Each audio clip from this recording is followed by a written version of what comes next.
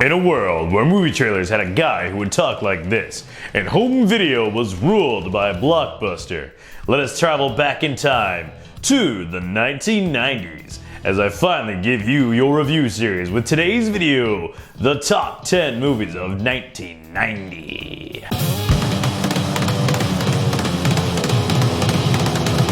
What's up, everybody? Welcome back to Cinema Sermons. My name is Kevin, and we're finally here. We're in our review series of the 1990s. You guys told me that you wanted me to do this as we started our review series for the 1980s. I'll try to put a link to that playlist up here where I go ahead and give you my top 10 movies of each year of the 1980s. And then I did a video of the 1970s where I give you my favorite movie of each year from that decade. It's all in one singular video. But we are here, we're jumping right in, and we're starting off the decade with the beginning of the decade, 1990. And as always, remember, this is just my list. It doesn't make it right. So please let me know your favorite movies from the 1990s down below. If there's one that you want on this list that's not on here, I either have not seen the film or it just didn't resonate with me as much as the other films did. Please give this video a like and a thumbs up. Hit the subscribe button, it helps me out tremendously. Share it on social medias and tell everybody, hey!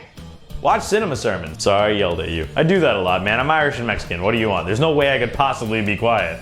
Anyway, let's jump into the 1990s. Hey, so I realized I only put in 9 movies instead of 10. That's why I look different, because I'm filming this on a different day. Anyway, the 10th best movie of 1990, I'm gonna say Pretty Woman. It's a fantastic movie, stars Richard Gere and Julia Roberts, and just a fantastic movie. It really is actually a really good story, but it's a cult classic, and again, one of like the most well-regarded chick flicks of all time. So, number 10, Pretty Woman. Coming in at number 10 is gonna be Edward Scissorhands. Now I know this might not be a lot of people's favorite movie, but it's a lot of other people's favorite movie. And we have to talk about the cultural impact that it had. Tim Burton had amazing success with the film Batman, and this is where he really starts to get into his trademark style, just that Tim Burton weirdness, and especially that pairing of Johnny Depp and Tim Burton. Johnny Depp plays Edward Scissorhands, this guy who was created with the knives for hands, and really it's just a tale of a fish out of water, someone who doesn't feel like they belong, and he has to end up finding where he fits into this world. And I think it really resonates with so many people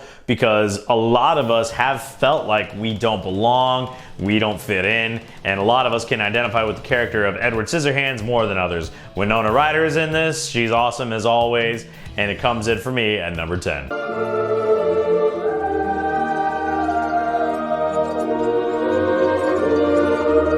Number 9 is gonna be Die Hard 2. Now this is easily the weakest in the original 4 films. I only acknowledge the original 4 because Die Hard 5 is terrible and I refuse to acknowledge that it exists. Anyway, in the movie, John McClane even says, "How does the same thing happen to the same guy twice?" If you can get over that, it's a fun enough 90s action film. Like I said, it's definitely the weaker of the 4 Die Hard movies in my opinion, but it's fun enough, and this one actually does have snow in it, so when you wanna watch a Christmas action film, this one does give you that feeling that you're hoping for. Number 8 is Misery. This movie stars James Caan and Kathy Bates. James Caan plays an author who ends up getting into a bad accident, and Kathy Bates kind of nurses him back to health, and it's her favorite author. Turns out she's a complete psychopath and she won't let him leave until he fixes the novel the way that she wants the novel to be fixed with these characters. It's toxic fandom before toxic fandom. It has one of the greatest like physical body horror scenes ever where she smashes his ankle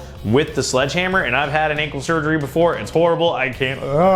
Oh, that scene is horrible. I got to meet James Caan at a hotel in Colorado Springs, and we talked about this scene, and we talked about The Godfather. It was awesome, and it comes in at number 8. Number 7 is gonna be the movie Ghost. My mom loved this movie. She still loves this movie. It stars Patrick Swayze and Demi Moore, and early on in the movie, Patrick Swayze dies, and we see that he is now a ghost, hence the title of the film, and he has to like help his fiance find out who killed him before his soul can finally be at rest and he can go to heaven. It's just a great love story. Chicks dig it. Swayze's always cool. It's actually a really good movie. So yeah, coming in at number 7 for me is Ghost. And real quick before we move on, we have to acknowledge the cultural impact of that. Like I said, it's not one of my favorites, but it does make this list and is high up on this list as it is because it is an impactful movie. Everyone knows it. Like I said, it's like one of the chick flickiest of chick flicks, so it has to be talked about. Anyway, Ghost. Number 5 is gonna be Days of Thunder with Tom Cruise. I was talking to Sean Chandler the other day, and the way he described this movie to me was, Days of Thunder is Top Gun with race cars, and it actually spawned a real-life marriage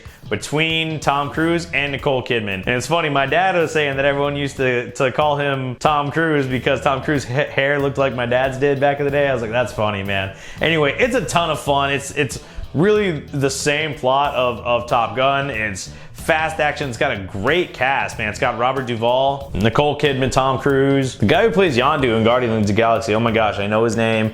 I'm not gonna Google it because I could, but I'm not gonna. Michael Rooker. Michael Rooker's in this movie. It's fantastic. So yeah, coming in at number 5, Days of Thunder. Coming in at number 4 is Dances with Wolves. This was one of the movies that I had not seen prior to doing this list.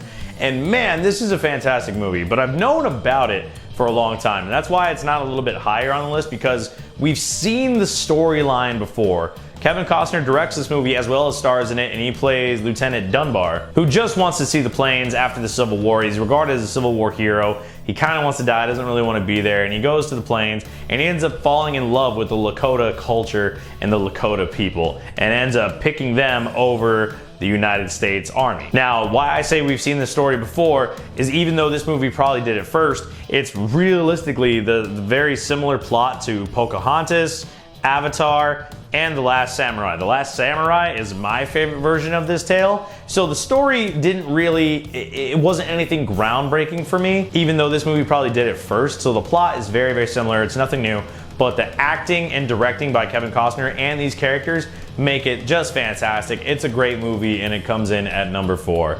Dances with Wolves. Coming in at number 3 is gonna be Total Recall. This movie is just a ton of fun. It's an Arnold classic. It is a sci-fi space action, and even though Arnold dominated the 80s as that action hero, he continues that into the 90s as well, and Total Recall is easily one of his best. You got some great scenes where he pulls the thing out of his nose. You got he's the big lady with the mask that he has to take off. There's just a lot of sci-fi elements in this movie. When they go to Mars and the mask gets broken, they're like, "Rah!" It's just a totally fun movie, man. It's really enjoyable. The remake didn't do it justice at all. It's definitely an Arnold classic. I own it on Blu-ray. Coming in at number 3 is Total Recall. But coming in at number 2 is going to be The Hunt for Red October. This was another one of those movies that I had not seen prior to this list. Actually, I saw it a long, long time ago, and I remembered I liked it, but I was talking to my dad. He's like, yeah, dude, you really need to watch this movie. It's gonna be great. Me and my dad have a very similar taste, so if he likes it, chances are I'm gonna like it as well. So The Hunt for Red October has a great cast as well. Alec Baldwin, Sean Connery,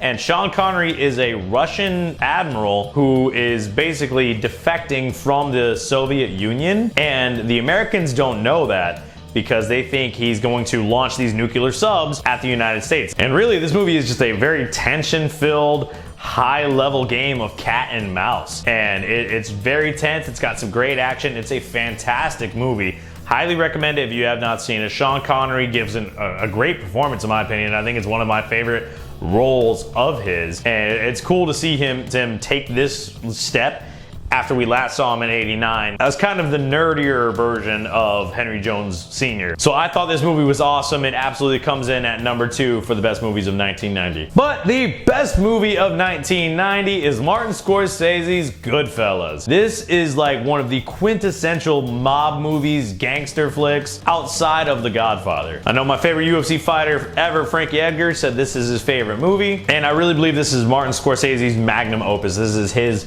masterpiece. Did I use that word right? Magnum opus? Did I use it right? I don't know, man. Whatever. Anyway, it stars Ray Liotta, Robert De Niro, and Joe Pesci, all giving possibly the greatest performances of their careers. And really, it follows the story of Henry Hill, played by Ray Liotta. And even at the beginning of the movie, he's like, for as long as I can remember, I just wanted to be a gangster. And it's really his story of the money and the power and the women, but then also the drugs and the prison and the crime and the killing and everything that goes into this crime life. And as far as I know, it's based on a true story. The guy is actually in witness protection now. But it's just fantastic storytelling. Martin Scorsese prides himself on being a storyteller and telling stories through the lens of filmmaking. And this is, like I said, it's quite possibly his best film, It is just an amazing story, amazing characters, so quotable. You know, you got Joe Pesci, funny like how? Do I amuse you? Funny like a clown? I'm funny how? I mean, funny like I'm a clown, I amuse you? Again, De Niro plays the ultimate gangster in this movie in his role, and what he does, it's, you know, De Niro's known for playing gangster roles, from Vito Corleone in The Godfather Part 2 to Casino to this, and even, you know, Al Pacino. I almost said Al Pacino and Al Bundy. Al Capone in The Untouchables. This is like his most gangster role that he's really known for. So for De Niro to be known for being a gangster in this movie in particular, you know it's good. Like I said, it's just fantastic storytelling. It's easily the best movie of 1990. I actually hadn't seen it prior to last year, and I told my stepdad I hadn't seen it. He's like, we're watching Goodfellas, and it was fantastic. I absolutely loved it. So easily coming in at number one, the best film of 1990 is Goodfellas. But that is all I have for today. Please let me know down below your picks for the best movie of 1990. Do you agree with the list? Do you disagree? Let me know. I want to see what you guys got going. Hit that like button, hit the subscribe button. It helps out the channel tremendously. Share the video around, and stay tuned, because next up we are going into 1991, which has two of my favorite movies of all time on it. I have like a list of my top 35 movies of all time, and the top two movies of 1991 are on my top 10 or a top 35 list. But yeah, definitely number one of 1991 is in my top 10 movies of all time. It's absolutely fantastic. I can't wait to talk about it, man. So hit that like, share, and subscribe button. Helps out the channel tremendously. Stay tuned. And remember, I love you. Jesus loves you. That's our story, and we're sticking to it. See you guys.